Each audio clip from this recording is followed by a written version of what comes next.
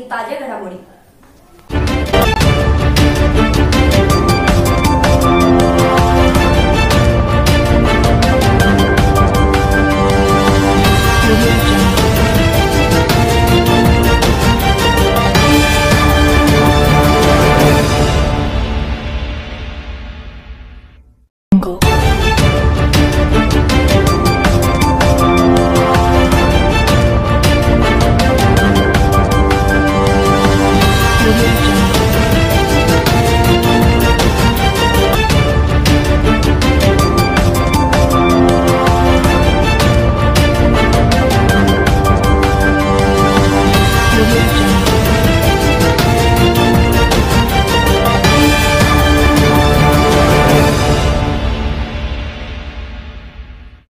ईशा जी, आपके हस्बैंड आपकी वॉशिंग को 10 में से कितने मार्क्स देंगे?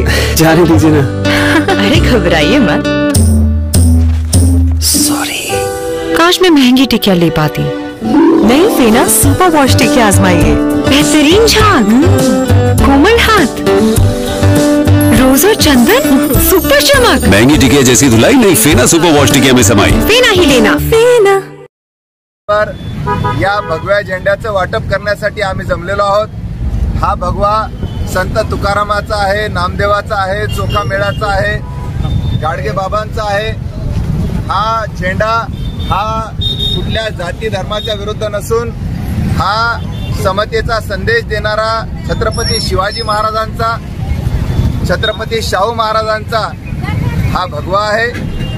त्याचबरोबर आज देशभरामध्ये जाती धर्मात भांडण लावण्यासाठी या भगव्याचा वापर केला जातोय, परंतु हा भगवा याचा वापर काही लोक सत्ताधारी हे त्याचा गैरवापर करीत आहेत।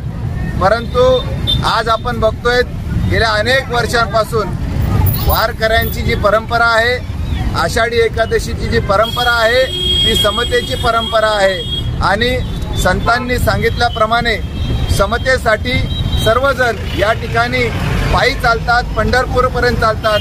आमच्याकडे इथे छोटा पंढरपूर आहे छत्रपती संभाजीनगरमध्ये, या ठिकाणी देखील लोक अतिशय भक्तिभावाने पायी चालत येतात। लोक त्यांच्यासाठी या ठिकाणी उसळ, राजगिऱ्याचे लाडू, केळी असे सगळ्या धर्माचे लोक या ठिकाणी या आषाढी एकादशीच्या निमित्ताने येणाऱ्या दिंडीचं स्वागत करतात। मी आजच्या या दिवसाच्या निमित्तानं सर्वांना शुभेच्छा देतो आणि येणाऱ्या काळामध्ये आपल्याला लोकशाही वाचवण्यासाठी, आपल्याला संविधान वाचवण्यासाठी ही वारकऱ्यांची परंपरा अशाच पद्धतीने पुढे चालू ठेवावी लागेल।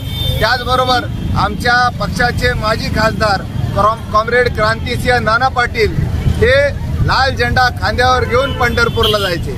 आम्ही काही पहिल्यांदाच वारीला येऊ लागलो असं नाही, गेल्या अनेक वर्षांपासून 50-60 वर्षापासून आमच्या पक्षाचे लोक, आमच्या पक्षाचे पुढारी कॉम्रेड क्रांतिसिंह नाना पाटलांपासून सगळेजण या दिंडीमध्ये सहभागी झालेले आहेत। सर्वांना हार्दिक शुभेच्छा। मी कॉम्रेड ॲडव्होकेट अभय टाकसाळ।